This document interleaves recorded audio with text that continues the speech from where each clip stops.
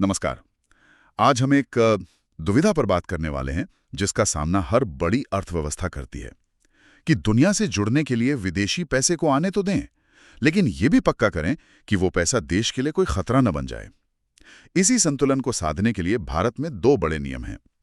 एक तरफ है फीमा, जो विदेशी मुद्रा के लेन देन को आसान बनाता है, और दूसरी तरफ है FCRA, जो विदेशी योगदान पर कड़ी नजर रखता है। हमारे पास बैंकिंग के सिद्धांतों पर आधारित एक स्रोत है जो इन जटिल नियमों को समझने में हमारी मदद करेगा। हमारा मिशन ये समझना है कि सुविधा और नियंत्रण के बीच की ये महीन रेखा आखिर खींची कहाँ गई है। चलिए आज इन्हीं के परतों को खोलते हैं। ये बहुत दिलचस्प मुद्दा है क्योंकि ये दोनों कानून एक ही सिक्के के दो पहलू जैसे हैं। देखिए, फॉरेन एक्सचेंज मैनेजमेंट एक्ट यानी फेमा का जो नजरिया है वो काफी उदार है। उसका मकसद ही यही है कि जो लोग विदेशी मुद्रा में कमा रहे हैं या व्यापार कर रहे हैं उनके लिए चीजें आसान हो। वो ये मानता है कि ग्लोबल इकोनॉमी में टिके रहने के लिए विदेशी मुद्रा का आना जाना जरूरी है। तो मतलब अगर कोई भारत में रहता है और उसकी कमाई डॉलर्स, पाउंड्स या यूरो में हो रही है, मान लीजिए कोई फ्रीलांस डिजाइनर है जिसके क्लाइंट अमेरिका में है, या कोई कंपनी जो अपना सामान यूरोप में बेचती है, तो फेमा उनकी मदद कैसे करता है? फेमा उन्हें भारत में ही विदेशी मुद्रा में बैंक खाते रखने की इजाजत देता है और इसके दो बहुत बड़े फायदे हैं। एक, उन्हें हर बार पेमेंट आने पर उसे रुपये में बदलने की जरूरत नहीं पड़ती, तो करेंसी बदलने का खर्च बचता है। और दूसरा, जो शायद ज्यादा जरूरी है, वो फॉरेन एक्सचेंज रेट के उतार चढ़ाव के जोखिम से बच जाते हैं। अच्छा। हाँ, मतलब अगर आज डॉलर 83 का है और कल 82 का हो जाए तो उन्हें नुकसान नहीं उठाना पड़ता। अच्छा, तो ये खाते कितने तरह के होते हैं? क्या सबके लिए एक ही जैसा अकाउंट है? नहीं नहीं, जरूरत के हिसाब से अलग अलग खाते हैं, लेकिन सबसे जरूरी और दिलचस्प है exchange earners foreign currency account यानी EEFC अकाउंट। ये खास तौर पर निर्यातकों और विदेशी मुद्रा में कमाने वाले प्रोफेशनल्स के लिए ही बनाया गया है। एक्सचेंज अर्नर्स, नाम से ही जाहिर है कि कमाई रखने के लिए है। तो इसमें कोई भी अपनी 100% विदेशी कमाई रख सकता है? हाँ, अपनी पूरी की पूरी विदेशी कमाई आप इस खाते में जमा कर सकते हैं, लेकिन इसका असली मकसद सिर्फ पैसा रखना नहीं है, बल्कि सोचने का तरीका बदलना है। ये एक भारतीय निर्यातक को अपनी विदेशी कमाई को सिर्फ एक पेमेंट की तरह नहीं, बल्कि एक वर्किंग कैपिटल की तरह देखने की ताकत देता है। वर्किंग कैपिटल मतलब वो पैसा जिसे बिजनेस में घुमाया जा सके। ये कैसे काम करता है? बिल्कुल, मान लीजिए आपकी एक सॉफ्टवेयर कंपनी है, आपने अमेरिका की एक कंपनी के लिए काम किया और आपको मान लीजिए $50,000 मिले। आपने ये पैसे अपने EAFC अकाउंट में रख लिए। अब आपको अपने प्रोजेक्ट के लिए अमेरिका से ही कोई सॉफ्टवेयर खरीदना है जिसकी कीमत $5,000 है, तो आप सीधे अपने EAFC अकाउंट से डॉलर में ही पेमेंट कर सकते हैं। अच्छा। आपको पहले डॉलर को रुपए में, फिर रुपए को वापस डॉलर में बदलने के झंझट और नुकसान से नहीं गुजरना पड़ता। यह आपका ऑपरेशनल पैसा बन जाता है जो विदेशी मुद्रा में ही काम करता है। ये तो बहुत बड़ी सुविधा है, लेकिन एक सवाल है, क्या इस पर कोई ब्याज भी मिलता है जैसे हमारे सेविंग्स अकाउंट पर मिलता है? नहीं, यहीं पर एक जरूरी बात ध्यान में रखनी है। अच्छा। ये EAFC अकाउंट एक करंट अकाउंट की तरह होता है, इसलिए इस पर कोई ब्याज नहीं मिलता। इसका मकसद पैसे को बढ़ाना नहीं, बल्कि बिजनेस के लेन देन को आसान बनाना है। और बैंक इस खाते में जमा पैसे के आधार पर आपको कोई लोन या क्रेडिट भी नहीं दे सकते। तो EEFC अकाउंट तो साफ तौर पर एक्सपोर्टर्स और प्रोफेशनल्स के लिए है, लेकिन उन लोगों का क्या जो सालों विदेश में काम करके अब भारत वापस आ गए हैं? उनकी विदेशी संपत्ति का क्या होगा? क्या उनके लिए भी कोई रास्ता है? हाँ, बिल्कुल है। उनके लिए एक अलग तरह का खाता है जिसे रेजिडेंट फॉरेन करेंसी यानी RFC अकाउंट कहते हैं। ये उन लोगों के लिए है जो पहले NRI थे और अब भारत में स्थायी रूप से बस गए हैं। ये उन्हें विदेश में कमाई अपनी संपत्ति जैसे पेंशन, पुराने निवेश से मिले पैसे या विरासत में मिली जायदाद को विदेशी मुद्रा में ही भारत में रखने की सुविधा देता है। तो ये एक तरह से उनकी विदेश की फाइनेंशियल जिंदगी को भारत में मैनेज करने का जरिया हुआ। क्या वो इस पैसे को कहीं भी इस्तेमाल कर सकते हैं? कोई पाबंदी है? हाँ, RFC अकाउंट की सबसे बड़ी खासियत यही है कि इसमें जमा पैसे पर लगभग कोई पाबंदी नहीं है।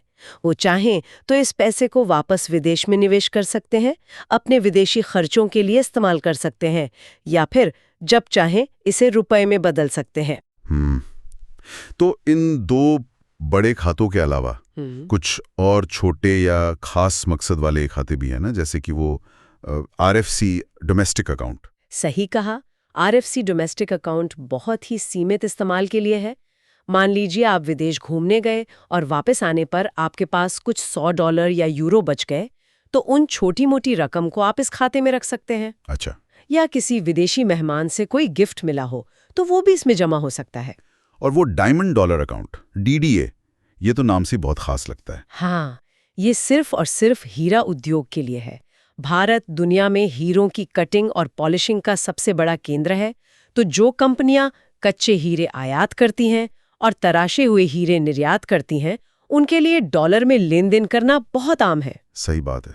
तो DDA स्कीम उन्हें इसी काम के लिए डॉलर में करंट अकाउंट रखने की सुविधा देती है, जिससे उनका व्यापार सुचारू रूप से चलता रहे। तो हमने देखा कि फीमा उन लोगों की कैसे मदद करता है जो विदेशी मुद्रा कमाते हैं या व्यापार में इस्तेमाल करते हैं। ये एक तरह से आर्थिक गतिविधियों को बढ़ावा दे रहा है। लेकिन उस पैसे का क्या जो भारत में दान या योगदान के रूप में आता है? मुझे लगता है यहाँ पर नियम पूरी तरह बदल जाते होंगे। आपने बिल्कुल सही पकड़ा।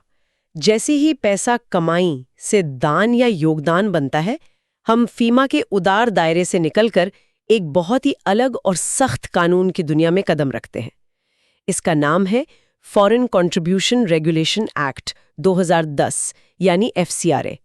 यहाँ सरकार का नजरिया सुविधा देने वाले से बदलकर एक सख्त रेगुलेटर का हो जाता है। FCRA, इसका मुख्य उद्देश्य क्या है? क्या ये हर तरह के विदेशी पैसे को रोकता है? नहीं, रोकता नहीं, बल्कि रेगुलेट करता है। इसका मूल मकसद ये पक्का करना है कि भारत में आने वाले विदेशी धन का इस्तेमाल देश की राष्ट्रीय सुरक्षा, सार्वजनिक हित या आंतरिक शांति के खिलाफ न हो।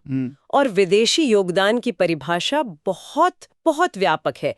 किसी भी विदेशी स्रोत जैसे विदेशी सरकार, कंपनी या नागरिक से मिला कोई भी दान, चाहे वो पैसे के रूप में हो, सामान के रूप में हो या शेयरों के रूप में, वो FCRA के दायरे में आता है। अच्छा, FCRA में जो लिस्ट है कि कौन-कौन विदेशी पैसा नहीं ले सकता, वो तो कमाल की है। इसमें चुनाव के उम्मीदवार, पत्रकार, कार्टूनिस्ट, जज, सरकारी बाबू, सांसद, विधायक, मतलब हर वो इंसान शामिल है जो देश की राय या फैसलों पर असर डाल सकता है। ये लिस्ट ही FCRA की आत्मा है। इसके पीछे की सोच बहुत साफ है कि देश की राजनीति, न्यायपालिका, मीडिया और प्रशासन को किसी भी तरह के विदेशी प्रभाव से पूरी तरह मुक्त रखना, ये एक तरह का सुरक्षा कवच है, ताकि देश के जो महत्वपूर्ण स्तंभ हैं वो बाहरी हितों से प्रभावित न हो। तो अगर कोई NGO या कोई सामाजिक संस्था विदेश से डोनेशन लेना चाहती है, तो क्या वो सीधे ले सकती है या कोई सरकारी प्रक्रिया है? मुझे लगता है ये काफी जटिल होगा। हाँ, जटिल तो है। सरकार ने इसके लिए 2 रास्ते बनाए हैं और दोनों की शर्तें अलग-अलग हैं। पहला रास्ता उन पुरानी स्थापित संस्थाओं के लिए है जो सामाजिक, सांस्कृतिक, शैक्षिक या धार्मिक काम कर रही हैं। ओके। अगर उनका 3 साल का ट्रैक रिकॉर्ड है और उन्होंने अपने कामों पर एक निश्चित रकम खर्च की है, तो वे पंजीकरण यानी परमानेंट रजिस्ट्रेशन के लिए आवेदन कर सकते हैं। ये सर्टिफिकेट 5 साल के लिए मिलता है। और अगर कोई नई संस्था है या किसी खास प्रोजेक्ट के लिए ही पैसे लेना चाहती है तो उनके लिए है दूसरा रास्ता, जिसे पूर्व अनुमति या प्रायर परमिशन कहते हैं। इसमें संस्था को सरकार को ये बताना होता है कि वे किस देश के किस संगठन से कितनी रकम और किस खास काम के लिए लेना चाहते हैं।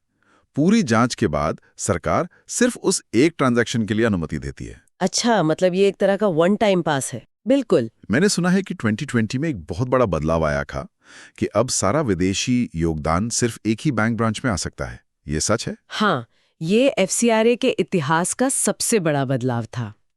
नए नियम के मुताबिक किसी भी संस्था को विदेशी योगदान सिर्फ और सिर्फ स्टेट बैंक ऑफ इंडिया की नई दिल्ली मुख्य शाखा में खोले गए एक खास FCRA अकाउंट में ही मिल सकता है। सिर्फ एक ब्रांच पूरे देश के लिए? इसके पीछे क्या तर्क है? इसके पीछे का तर्क है सेंट्रलाइज्ड मॉनिटरिंग और ट्रांसपेरेंसी, मतलब केंद्रीकृत निगरानी और पारदर्शिता। आप इसे ऐसे समझिए जैसे घर में एक ही दरवाजा हो।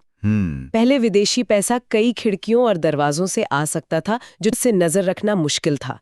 सरकार ने कहा नहीं, अब सारा पैसा सिर्फ मेन गेट से आएगा और वहां एक गार्ड यानी SBI बैठा होगा जो हर आने जाने वाले की एंट्री करेगा।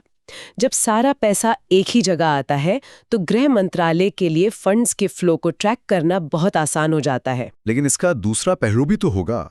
सोचिए, किसी दूर दराज के गांव में काम करने वाली छोटी संस्था के लिए इसका क्या मतलब है। उन्हें अब अपने सारे विदेशी फंड्स के लिए दिल्ली की एक ही ब्रांच से डील करना पड़ता है। आपने बिल्कुल सही नब्ज पकड़ी। जहां एक तरफ केंद्र के लिए ट्रैकिंग आसान हुई है, वहीं जमीनी स्तर पर कई संस्थाओं के लिए मुश्किलें भी बढ़ी हैं। उन्हें दिल्ली में खाता खुलवाना पड़ता है और सारे लेन देन वहीं से मैनेज करने होते हैं। अच्छा। हालांकि वे इस मुख्य खाते से पैसा भारत के किसी भी दूसरे बैंक में अपने दूसरे खातों में ट्रांसफर कर सकते हैं, लेकिन पहला स्टॉप दिल्ली ही होगा। और पारदर्शिता के लिए क्या नियम है? क्या संस्थाओं को बताना पड़ता है कि उन्हें कहां से कितना पैसा मिला? हाँ, पारदर्शिता पर बहुत जोर है। जैसे ही SBI के FCRA अकाउंट में कोई विदेशी योगदान आता है, बैंक को 48 घंटे के अंदर केंद्र सरकार को इसकी सूचना देनी होती है। किसने भेजा, कितना भेजा, किस मुद्रा में भेजा। इसके अलावा योगदान पाने वाली संस्था को भी हर 3 महीने में अपनी वेबसाइट पर मिले दान का पूरा ब्यौरा डालना होता है। और साल के अंत में? साल के अंत में एक ऑडिटेड रिपोर्ट सरकार को जमा करनी होती है। इस पैसे के इस्तेमाल पर भी कुछ पाबंदियां होंगी, है ना? जरूर। सबसे बड़ी पाबंदी यह है कि आप इस पैसे का इस्तेमाल किसी भी सट्टा गतिविधि जैसे शेयर बाजार या रियल एस्टेट में निवेश के लिए नहीं कर सकते। दूसरा, आप कुल आए हुए पैसे का एक निश्चित प्रतिशत, जो फिलहाल 20% है, उससे ज्यादा प्रशासनिक खर्चों जैसे ऑफिस का किराया या सैलरी पर खर्च नहीं कर सकते। मतलब पैसा काम पर ही लगना चाहिए। बिल्कुल। इसका मकसद यही है कि ज्यादातर पैसा उसी काम पर लगे जिसके लिए वो आया है।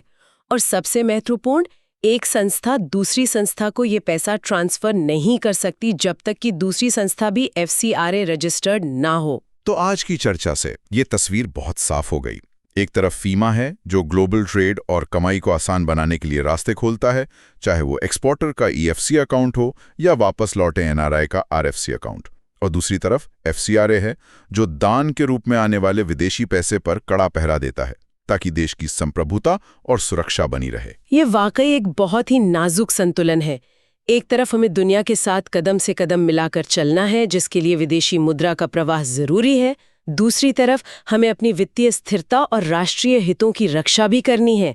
फेमा और FCRA इसी संतुलन को साधने के 2 अलग-अलग औजार हैं। एक चाबी है तो दूसरा ताला।